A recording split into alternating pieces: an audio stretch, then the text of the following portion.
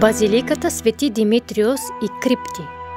Базиликата Свети Димитър, посветена на покровителя на града, е доминирала някога на целият византийски град, разположена на север от древната агора и византийският мегалофорос. Първата поклонническа сграда в чест на светеца е основана в началото на IV век, на мястото, на което е затворен, измъчван и погребан през 304 година придворният служител Димитрий. В началото на V век префектът на Илиарик Леонитос издига на същото място 5-корабен дървен покрив с напречен кораб и царска базилика, която е унищожена от пожар около 620 година и веднага след това е възстановена. През X век към югоизточният ъгъл на базиликата е добавен храм, посветен на свети Евтимиос и украсен с майсторски стенописи от художествения Ренесанс от периода на палеолозите 1261 година 1453 година. През 1493 година църквата е превърната в джамия с името Касимие, като поклонението на светеца продължава безпрепятствено в западната част на храма.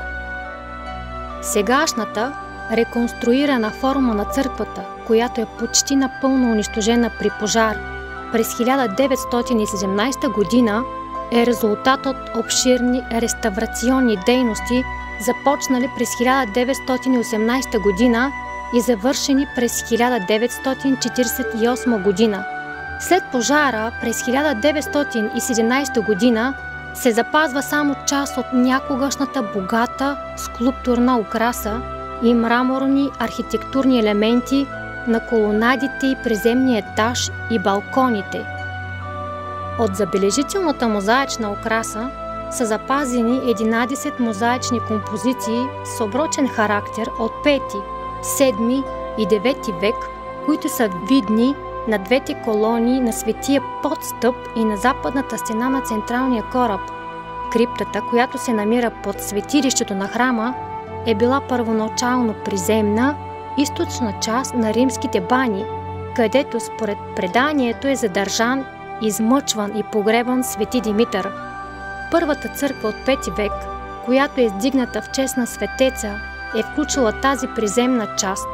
Отначало поклонниците почитат светеца чрез светената вода, която извира от централната чешма в криптата, захранвана от един кладенец, съхранени до днес, от 10 до 14 век. Криптата е център на светото Смирно.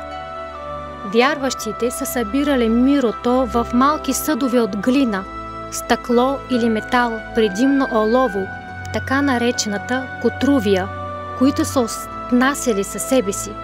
Разпространението на тези съдове в християнския свят е голямо. Факт е, който свидетелства за разпространението на славата на светеца и утвърждаването на Солун като важен поклоннически център на византийския свят.